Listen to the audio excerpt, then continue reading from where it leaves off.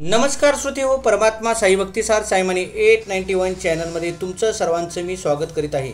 जर आपल्यापैकी ह्या चॅनलवरती कोणी नवीन असाल तर चॅनल सबस्क्राईब करा, जेणेकरून मी जसे नवनवीन व्हिडिओ अपलोड करीत जाईन तसे नवीन व्हिडिओचे नोटिफिकेशन तुमच्या मोबाईलवरती येत राहतील आणि तुम्ही ते पाहू ऐकू शकता। तसेच व्हिडिओ आवडला तर लाईक करा, शेअर करा आणि कमेंट बॉक्समध्ये ओम नमः शिवाय असं लिहा। आपण ह्या व्हिडिओमध्ये शिवलीला अमृत या ग्रंथातील अध्याय दुसऱ्याचं कथासार पाहणार आहोत। पहिला अध्याय ऑलरेडी अपलोड केलेला आहे। तसेच श्री नवनाथाचे एकूण 39 अध्याय अपलोड केले आहेत। 40वा अध्याय श्री नवनाथ भक्तिसार ग्रंथ 40वा अध्याय आणि शिवलीला अमृत ग्रंथ हे दोन्हीचं उद्यापन बरोबरच करणार आहे, म्हणून एक अध्याय पाठीमागे ठेवलेला आहे। चला तर आपण हा दुसरा अध्याय महाशिवरात्री निमित्त चालू करूया। अध्याय दुसरा, मृगव्याधाची कथा, शिवरात्री महात्म्य। श्री गणेशाय नमः। श्री सरस्वती नमः। जेथे शंकराचे नेहमी स्मरण असते तेथे काही कमी पडत नाही। सर्व सुखे प्राप्त होतात आणि सर्व प्रकारे कल्याण होते। संकटे टळतात, दारुण विघ्नेही बाधत नाहीत। शिवस्मरण करणाऱ्याला मुक्तीही मिळते। परिसाला लोखंड लागले तर लोखंडाचे सोने होते ना, तसेच शिवस्मरण केले तर जीवाचे कल्याण होते। मग शंकराचे नाम कोणत्याही निमित्ताने घडले, हसता घडले किंवा संकेताने घडले तरी चालेल। संकेताने म्हणजे कसे? शिव म्हणा किंवा पार्वती पती म्हणा, गणेश पिता म्हणा किंवा कैलासनाथ म्हणा, हिमनग जामात म्हणा, नाहीतर त्र्यंबक चंद्रमुली असे म्हणा, शिव प्रसन्न होणारच। अहो हे अमृत आहे असे माहीत नसतानाही अमृत प्राशन केले तरी ते तुम्हाला अमर करणारच। औषधाचे नाव माहीत नाही तरी ते सेवन केले तर ते आपला गुण दाखवणारच, रोग जाणारच। गवताच्या गंजीवर लहान अजान बालकाने अग्नी टाकला तरी तो गवताचे भस्म करून टाकणारच। अगदी तसेच अजाणताही जरी शिवस्मरण घडले किंवा विनोदाने जरी ते घडले तरी ते दोष भस्मसात करील यात शंका नाही। उदाहरणच घेऊया, शिवनामाचे भजन करणारे भक्त आहेत। त्यांच्या भजनाचा गजर मोठा होत आहे। तो ऐकून कोणीतरी चिडतो आणि म्हणतो, हे लोक उगीच काटा हाका फोडतात, शिव शंभो म्हणून मोठमोठ्याने का ओरडतात, वारंवार हर हर हर असे गरजेत आहेत, हे गप्प का बसत नाहीत, शिवनामाचा केवढा कोलाहल करतात, माझे तर अगदी डोके उठले, वारंवार शिवशंकरा म्हणून टाहो फोडतात, यांच्या हाती काय लागते कोण जाणे। तो असे हवेलना करून म्हणत असला तरी त्यातही त्याच्या मुखी शिवनाम येते, असे झाले तरी त्याचे कल्याण होते। कोणी मुलाचे नाव शंकर, सदाशिव इत्यादी ठेवतो आणि त्याला नावाने हाक मारतो तेव्हा शंकराचे नाम येतेच ना, त्यानेही भक्ताचे कल्याण होते। तर मग शंकराचे नाव प्रेमभराने घेतले, त्याचेच अत्यंत आदराने ध्यान केले, ब्राह्मणाला शिवस्वरूप मानून त्याला भोजनाती देऊन संतुष्ट केले तर केवढे मोठे पुण्य जोडेल बरे। आपल्या मनात शंकरासंबंधी अशी आवड हवी। शिवरात्रीला उपोषण करावे, रात्री जागरण करावे, फार मोठे पाप दूर होईल। शिवरात्रीला जर बेलाची पाने वाहून शंकराची पूजा केली, दर्शन घेतले तर हजारो जन्मातील पाप नष्ट होईल। जो शंकराला नेहमी बेल वाहतो त्याच्या एवढा पुण्यवंत दुसरा कोणी नाही, तो तरेर यात काहीच नवल नाही। त्याची थोरवी तर एवढी आहे की त्याच्या दर्शनाने लोकाचा उद्धार होईल। शंकराचे दर्शन जर सकाळी घेतले तर रात्रीचे पाप नष्ट होते आणि भरमध्यानेही शिवदर्शन घेतले तर पूर्वजन्मीचे दोष मग ते कितीही मोठे असोत ते नष्ट होतील। संध्याकाळी शिवाचे प्रेमाने दर्शन घेतले तर 7 जन्माचे पाप नष्ट होईल। शिवरात्रीचे महात्म्य काय वर्णावे, हेच्यालाही ते वर्णन करता येणार नाही। शिवरात्रीवरून इतर सर्व पर्व काळ वाळून टाकावेत। कपिलाषष्ठी, संक्रांत, ग्रहण तसेच महोदय व अर्धोदय, गजच्या या पर्व इत्यादी पूर्वपर्वणीचे सर्व दिवस महात्म्याच्या बाबतीत शिवरात्रीपेक्षा कमीच ठरतात। आधी शिवरात्रीचा पर्वकाळच अतिशय पवित्र असतो। त्यातही जर उपोषण केले, जागरण केले, शिवपूजन केले तर अपार पुण्य लाभते। शिवरात्रीचे व्रत मोठमोठे ऋषी करतात। विश्वामित्र, वशिष्ठ ऋषी तसेच गंधर्व, किन्नर, सिद्ध, चारण, विद्याधर आणि देवगण सारे शिवरात्रीचे पर्व मानतात। याविषयी सुताने शौनक आदींना एक सुरस कथा सांगितली होती, तीच आता श्रोत्यांनी आदराने श्रवण करावी। माघ मासातील कृष्ण चतुर्दशी हीच मुख्य शिवरात्री होय। मृगव्याधाची कथा श्रोत्यांनी आता नीट लक्ष द्यावे। सूत कथा सांगत होते. ते म्हणाले, श्रोते हो, विंध्य पर्वतात एक व्याध म्हणजे पारधी राहत असे. तो पशूची व पक्ष्यांची शिकार करी. तो फार निर्दय होता. पशुहिंसा करताना त्याला मुळीच दयामाया वाटत नसे. त्याने प्राण्यांचा वध करण्याचे पाप पुष्कळ वेळा केले होते. असा तो पारधी एक दिवस शिकार करण्यासाठी रानात गेला. त्याने धनुष्य व भाता घेतला होता. काखेत त्याने फास व जाळे घेतले होते. त्याने हाताला चामड्याचे कवच धारण केले होते. तो इतरही काही शास्त्रे घेऊन रानात जात असता त्याला वनातील एक शिव मंदिर दिसले. योगायोगाने तो शिवरात्रीचा दिवस होता. पर्वकाळ होता. श्रद्धेने कितीतरी यात्रेकरू शंकराच्या मंदिरात दर्शनाला येत होते. मोठी यात्राच भरली होती. लोकांनी शिवमंदिर खूप सजवले होते.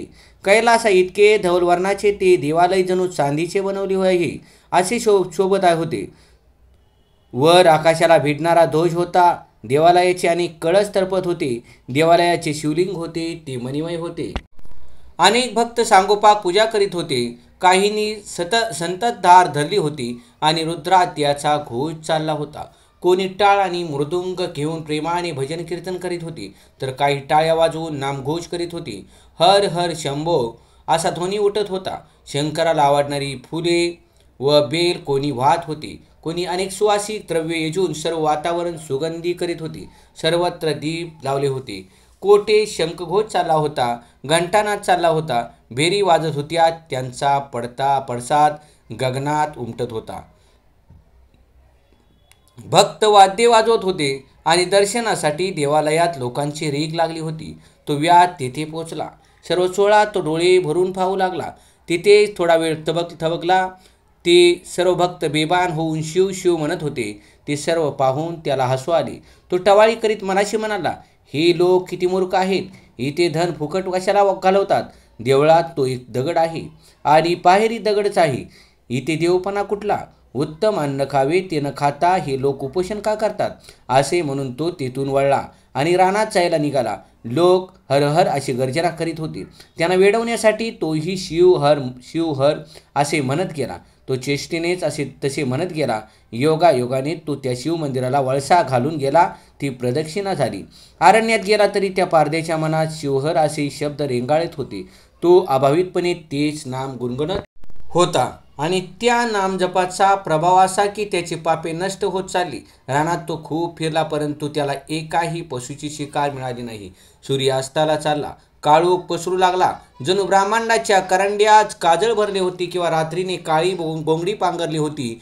त्या रात्री चंद्र नव्हता, त्यामुळे रात्रीचा भयानपणा वाढत होता. चंद्र नसल्यामुळे ती रात्र विधवा स्त्रीसारखी वाटत होती.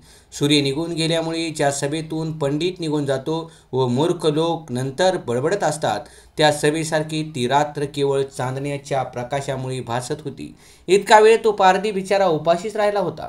त्याला हिंडता हिंडता एक सरोवर दिसले. त्यात चांदण्यांचे प्रतिबिंब पडले होते. अंधुक प्रकाशात कुंभे दिसत होती. त्याच्या काठी एक बेलाचे झाड दिसले. त्याच्या फांद्या भूमीपर्यंत वाकल्या होत्या. योगभ्रष्ट लोक स्वर्गातून पुन्हा पृथ्वीवर जन्म घेण्यासाठी खाली येतात तशा त्या वाटत होत्या. तो पारधी त्या फांद्याच्या आधाराने झाडावर चढून बसला.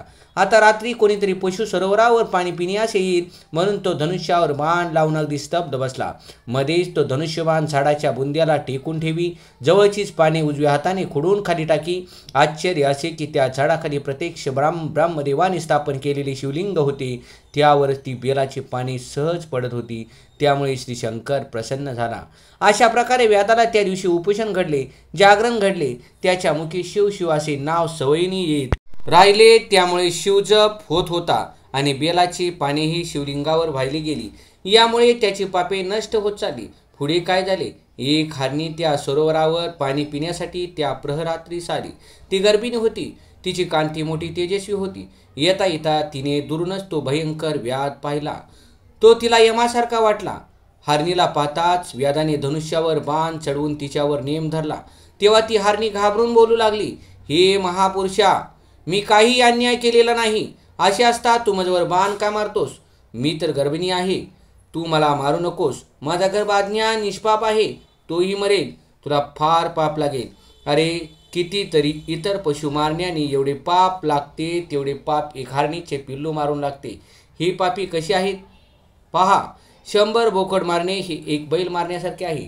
100 बैलांची हत्या म्हणजे एक गायीची हत्या आणि 100 गायीची हत्या म्हणजे एका ब्राह्मण वधा इतके असते. एका स्त्रीचा वध करणे हे तर 100 ब्राह्मणांचा वध करण्यासारखे आहे. गुरुची हत्या स्त्री हत्येसारखी भयंकर आणि एका गर्भिणीचा वध म्हणजे हे तर गुरुहत्याच्या शतपट पाप आहे. असे न्यायाचे बोलणे करून ती हरणी, माझा अन्याय काही नाही तरी तू मला का बरे मारतोस? पारधी म्हणाला, मी शिकार नेली तर माझ्या घरातल्या लोकांचे पोट भरेल. माझे कुटुंब घरी माझी वाट पाहत असेल. मीही दिवसभर उपाशी आहे. पोटात कणभरसुद्धा अन्न गेलेले नाही. पण तू हरणी असून एवढ्या शास्त्राच्या गोष्टी कशा बोलतेस? मला मोठे आश्चर्य वाटते. तू माणसाच्या भाषेत कशी बोलतेस? तुझ्याकडे पाहता पाहता मला तुझी दया येऊ लागली आहे. तू पूर्वजन्मी कोण होतीस? तुला एवढे ज्ञान कसे व कोठून मिळाले? तू विशाल नेत्राची सुंदर हरणी आहे.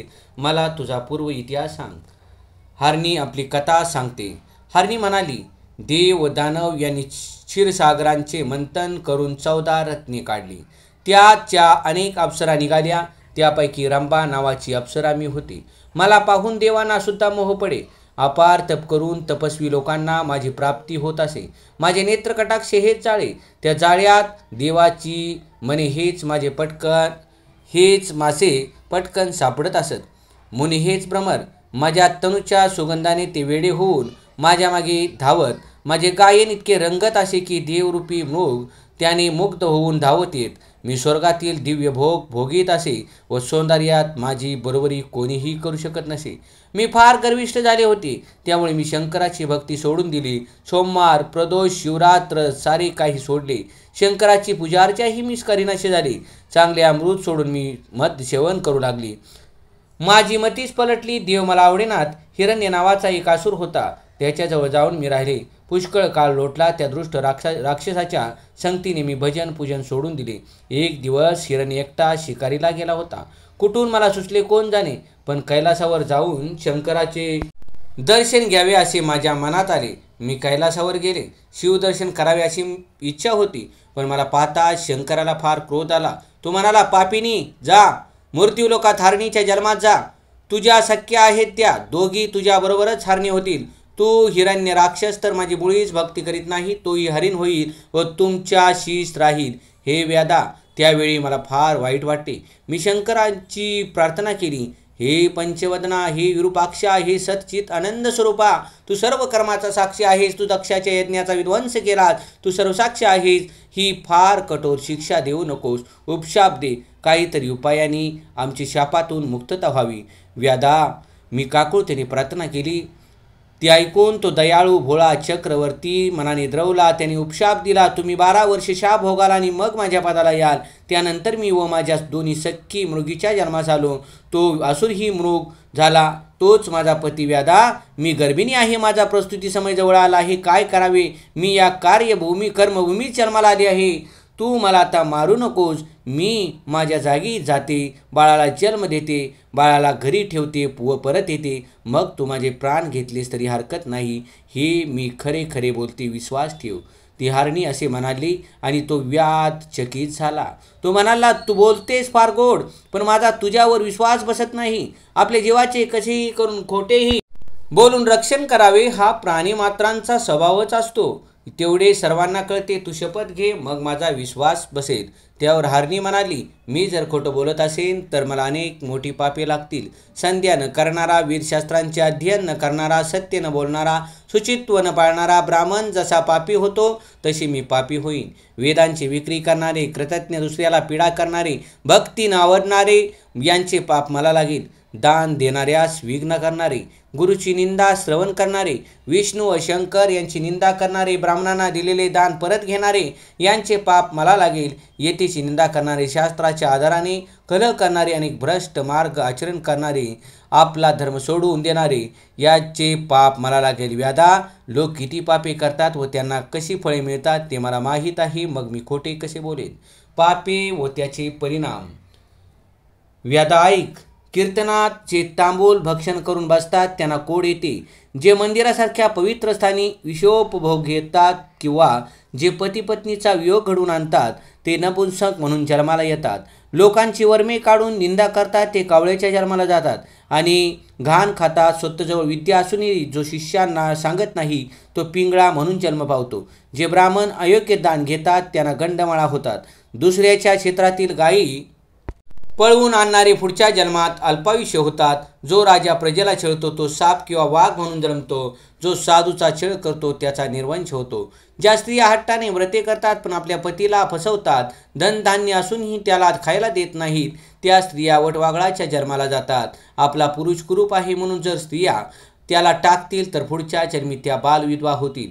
तेथेही त्या जारकर्म करतील तर पुढच्या जन्मी वेश्या होतील. ज्या पतीची निंदा करतात त्या दासी किंवा उलट्या स्त्रीच्या जन्माला जातात. जे नोकर स्वामीचा द्रोह करतात ते कुत्र्याच्या जन्माला जातात. सेवकाकडून सेवा करून घेऊन जो त्याला वेतन देत नाही तो पुढे भिकारी होऊन दारोदारी हिंडतो.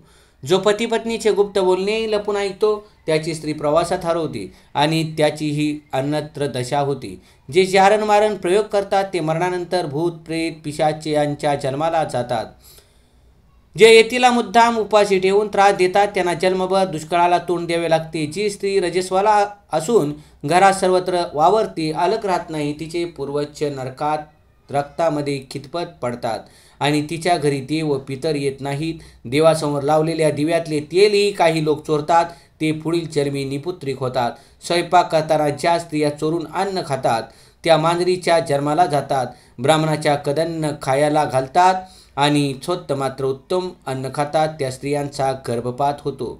जो आपल्या आईवडिलांना श्रम करायला लावतो तो पुढील जन्मी माकड होतो. जी सून आपल्या सासूला व सासऱ्या छळते तिचे मुले वाचत नाही. हरणी पुढे म्हणाली, व्याधा, मी जर परत आले नाही तर ही सर्व पापे माझ्या माती बसोत आणि मी जर खोटं बोलत असेन तर मी शिवपूजेचा अपहार केला असे होईल, हीच माझी शपथ. व्याध म्हणाला, बरे आहे, तू एवढी शपथ घेतेस तर घरी जाऊन ये, रात्र संपेल त्याआधी परत ये. हरणी म्हणाली, व्याधा, तू हे पुण्य केलेस, तू पुढे शिवपदात जाशील. नंतर ती हरणी पाणी पिऊन तिच्या कुटुंबाच्या स्थानी गेली. इकडे बेलाच्या वृक्षावर बसलेला तो व्याध पुन्हा सवयीने बेलाचे पाणी खुडून खाली टाकू लागला. ती खाली शिवलिंगावर पडत होती. 2 प्रहर रात्र गेली. त्याने ही बिल्वदळांनी केलेली पूजा शंकराला मान्य झाली. व्याधाची 7 जन्माची पापे नष्ट झाली. त्यावेळी सहज म्हणूनचे शिवनाम व्याध म्हणत होता, त्याच नामाची त्याला गोडी लागली. त्याने हरणीच्या मुखाने पापफलाचे निरूपण ऐकले होते आणि त्याला शिवरात्री जागरणी घडले होते. त्यावेळी दुसरी हरणी अकस्मात त्या ठिकाणी आली. तिलाही ताण लागली होती. दुसरी हरणीची कथा. ती सरोवराजवळ जात होती. व्याधाला वाटले बरी शिकार मिळाली. त्याने धनुष्यावर बाण लावून नेम धरला. ते पाहून हरणी रडू लागली, दया कर, मला जाऊ दे, मला पतीशी मिलन हवे आहे. अशा स्थितीत मला मारू नकोस, मी परत येते, पतीला सुखी करून येते, नक्की येते, आता जाऊ दे. व्याधाला मोठे आश्चर्य वाटले. तू म्हणाला, खरोखर तुलाही सर्व शास्त्रे अवगत असणार, धन्य आहेस तू, तू शपथेवर परत येणार असे सांग आणि जा. ती दुसरी हरणी म्हणाली, कितीतरी पापे लोकांकडून घडत असतात, मी खोटं बोलत असेन तर ती पापे मला लागोत. विहिरी, तळी, देवळे इत्यादींचा विध्वंस करणारा, गुरुची निंदा करणारा, मद्यपान करणारा, दुराचारी यांची पापे मला लागोत. रणातून पळून जाणारा क्षत्रिय, लोकांचे उपयोगाचे साधन नष्ट करणारा, महान लोकांच्या ग्रंथाची निंदा करणारा, वेदशास्त्रांची निंदा करणारा, संत व भक्त यांचा द्वेष करणारा, श्रीकृष्ण व शंकर यांच्या चरित्र्याची निंदा करणारा यांची पापे मला लागोत.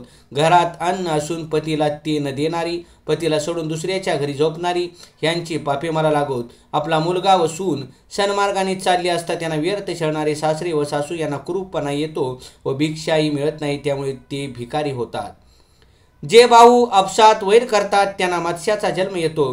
गुरुचे दोष पाहतात त्यांची संपत्ती जळून जाते. जे वाटसरूंची वस्त्रे हिरावून नेतात त्यांना प्रेतावरील वस्त्रे वापरावी लागतात. आम्ही तपस्वी आहोत असे सांगून जे अनाचार करतात ते सुरवंटाच्या जन्मास जातात. जी दासी धन्याची सेवा करीत नाही तिला सुसरीचा जन्म येतो. जो पैसे घेऊन कन्या विकतो तो हिस्त्र पशूच्या जन्मात जातो. मी जर खोटं बोलले तर मला यांचे पातक जी स्त्री पतिसेवा करते तिला व्यर्थ छळणारे लोक कुळाचा नाश ओढावून घेतात. ब्राह्मणांनी रसायने विकली तर त्यांना दारूची सवय लागते व त्यांच्याकडून रस घेणाऱ्यांना हे तशीच दारूची सवय लागते.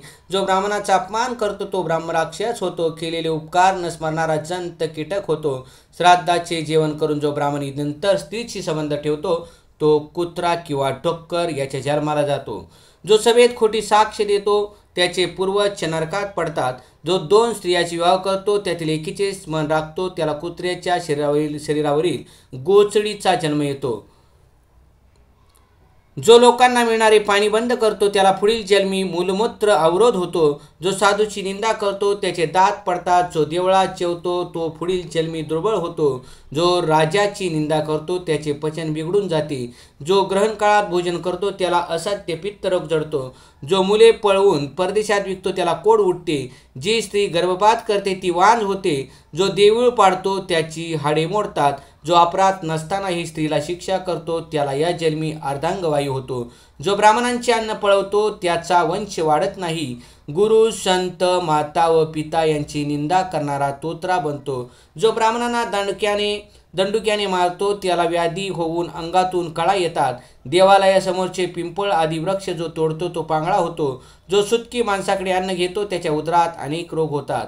जो एकट्याने सुगंधी द्रव्य वापरतो पण दुसऱ्याला देत नाही त्याच्या अंगाला पुढील जन्मी दुर्गंध येते. जो ब्राह्मणांना घेऊन ते परत करीत नाही त्याचा पुढील जन्मी पिता लवकर मरण पावतो. जो झाडे तोडतो व सावली नाहीसे करतो त्याला कुठेही जागा मिळत नाही. जो कोणी ब्राह्मणांना आशा लावून फसवतो तो पुढील जन्मी दारोदार भिक्षा मागत हिंडतो. जी स्वतःच्या मुलाचा द्वेष करते व दरिद्री माणसाचे लग्न मोडते ती स्त्री या जन्मी वंद्या होते. या सर्वांना जे पाप लागते ते मी जर खोटं बोलत असेल तर मला लागेल. जो ब्राह्मणांना बंदीत टाकतो त्याला नरकात यमाकडून सांडसाणी भाजले जाते. जो पवित्र ग्रंथ श्रवण करीत नाही त्याला बहिरेपणा येतो. जो आपल्या आईवडिलांना त्रास देतो त्याचे कार्य कधीही सिद्धीत जात नाही. जो एकाच देवाची भक्ती करतो आणि इतर देवांची भक्ती करत नाही त्याची निंदा करतो त्याला पुढील जन्मी एकच पुत्र होतो. जो गायीचा वध करतो त्याची पुढील जन्मी स्त्री कर्कशा होते. बैलाला मारतो त्याचा पुत्र मूर्ख होतो. पशूंना चारा पाणी न देता जो उपाशी मारतो त्याची मुले मुक्कीने बसतात. जो पतिव्रता परनारीची अभिलाषा धरतो त्याला कुरूप व कर्कश स्त्री मिळते. जो पारधी अनेक जीवांची हत्या करतो त्याला अपस्मार होतो. जो गुरुचा त्याग करतो तो पुढील जन्मी उपजातच मरतो. जो सूर्याकडे तोंड करून रोज सकाळी रविवारी मूत्र विसर्जन करतो त्याचे दात पडतात व अकाली केस पिकतात. पुत्रशोक करणाऱ्यास हसणारे लोक निपुत्रिक होतात.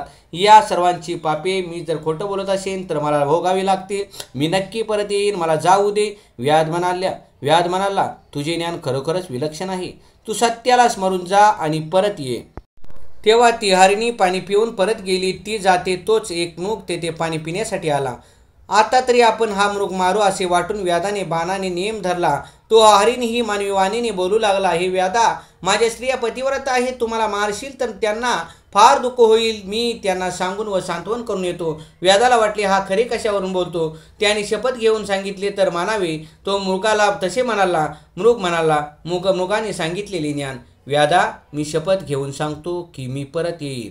हरिकीर्तनाचा बेरंग करणाऱ्यांचा निर्वश होतो. मी जर खोटं बोलत असेल तर मला त्यांचे पाप लागेल. लोक आणखीही कित्येक पापे करतात. शूद्राने वेदोक्त कर्म केल्यास त्याला नरकात जावे लागते. तीर्थयात्रेत बाधा आणणे, वाटसरूंना लुटणे, वस्त्रे व द्रव्य चोरणे या कर्त्यामुळे सर्वांगी फोड उठतात. जो शस्त्र प्रमाण न मानता निंदापूर्ण व कूट कविता करतो व विप्रांना सन्मानार्थ मिळालेल्या वस्तू हरण करतो अशा लोकांची मुले मरतात. एकादशी व शिवरात्र या दिवशी जे उपवास करीत नाहीत व द्वादशीला पारणे करत नाहीत त्यांचे हातपाय गळतात. कोणी देवमूर्ती फोडतात, कोणी भगवत भक्तांना विघ्ने करतात, कोणी शिवाचा महिमा कमी करतात. हे लोक कीटकाच्या जन्माला जातात. मातेचा द्रोह करणाऱ्याला व्याधी जडतात. पित्याचा द्रोह करणाऱ्याला पिशाच होतो. गुरुद्रोह करणाऱ्याला अपघाताने मरतो आणि प्रेत व भूते त्याला घेरून छळतात. ब्राह्मणांना अति आहाराबद्दल हसतात. त्यांच्या तोंडाची चव जाते. गायी व कन्या विकणाऱ्यांना वांजराचा जन्म येतो व ते स्वतःची पिले भक्षण करतात. कन्या, भगिनी व पतिव्रता यांच्याबद्दल अभिलाषा बाळगणारे असतात. त्यांना प्रमेह, मुतखडा असे रोग होतात. जो देऊळ मोडतो, शिवलिंग फोडतो, देवाची उपकरणी भूषणे इत्यादी चोरतो, देवांची प्राण प्रतिष्ठा झालेली असताना त्यांचा मान ठेवीत नाही, त्याला पंडुरोग होतो. अशा प्रकारच्या पापाचे फळ मलाच लागो. मित्रद्रोही, विश्वासघातकी, गुरुला संकटात घालणे, मातृपितृ हत्या करणे, अंगी सामर्थ्य असूनही गायी ब्राह्मणाचा वध न थांबवणे, ब्राह्मणाला बाहेर उपाशी ठेवून घरात सोयऱ्यासह उत्तम अन्न भक्षण करणे, अशा लोकांना संग्रहणी व पोटसूळ होतो. कोणी पंचयज्ञ करीत नाही, ब्राह्मणाची घरे जाळतात, कोणी घरकुरूची कपटाने परीक्षा करण्यासाठी प्रश्न विचारतात, अशा लोकांची मुले वाढत नाहीत. जो पित्याचा द्वेष करतो, ब्राह्मणाची अवहेलना करतो, शिवकीर्तन ज्याला ऐकायला नकोसे वाटते, त्याला अपत्य प्राप्ती होत नाही, कर्णव्याधी होते. जो अतिशय वायफळ गप्पा मारतो, त्याला बेडकाचा जन्म येतो. कोणी शिवकीर्तन किंवा पुराण श्रवणाच्या वेळी झोपतात, ते सर्पयोनीत जातात. जे अतिवाद विवाद करतात, ते पिशाची योनीत जातात. कोणाला देवपूजेचा कंटाळा असतो, तीर्थप्रसादाचा अपमान करतात, ब्राह्मणांना पूज्य मानित नाहीत, त्यांना अर्धंग वायू होतो, त्यांच्या हातापायाच्या शिरा कटतात, अशा लोकांची पापे मला लागतात. मृगाने एवढ्या शपथा घातल्यावर व्याधाने त्याला जाऊ दिले. व्याधाच्या मनात शंकराची भक्ती निर्माण झाली. तो प्रेमाने बेलाचे पाणी तोडून खाली टाकू लागला. रात्रीच्या 4 प्रहरात त्याच्याकडून शिवपूजा घडली, त्यामुळे त्याची पापे नष्ट झाली. पूर्व दिशा उजळू लागली. अरुणोदय झाला, त्या मागोमाग सूर्य उदय पावला. सर्वत्र प्रकाश पसरला. पूर्व दिशेने सूर्यरूपी कुंकू भाळी धरले. त्यावेळी तेथे आणखी एक हरणी आली. व्याधाने तिच्यावर बाण रोखला व तो सोडणार तोच ती हरणी मला मारू नको, मी माझ्या बाळाला स्तनपान करून येते. हरणीने सांगितलेले ज्ञान व्याधाला आनंद झाला. ही हरणी आता कोणता शास्त्रार्थ सांगते तो ऐकावा, म्हणून त्याने तिला शपथ घेण्यास सांगितली. हरणी म्हणाली, मी जर दिलेले वचन पाळणार नाही तर अनेक पापे मला लागतील. कोणी गवताच्या गंजी चालतो, कोणी गावांना आगी लावतात, कोणी गायींना ब्राह्मणांना पाणी देत नाही, त्यांना क्षयरोग होतो. जे विप्राचे घरे हरण करून स्वतःच घेतात, त्यांचे पूर्वज नरकात पडतात. कोणी माता व पुत्र यात, कोणी स्त्री पुरुष यात भांडणे लावतात. देवा ब्राह्मणांना मान देत नाहीत, त्यांची कठोर वचनांनी निंदा करतात, त्यांचे हातपाय यम तोडतो. ज्यांच्या मनात दुसऱ्याची वस्तू चोरण्याचा विचारच नेहमी घोळत असतो, साधूंचा सन्मान झालेला पाहून ज्याला वाईट वाटते, त्याला नेत्र रोग होतात. पुस्तकांची चोरी करणारे मुके होतात, रत्नचोर आंधळे होतात, गर्विष्ठ रेड्याच्या जन्माला जातात, पारधी ससण्याच्या जन्माला जातात.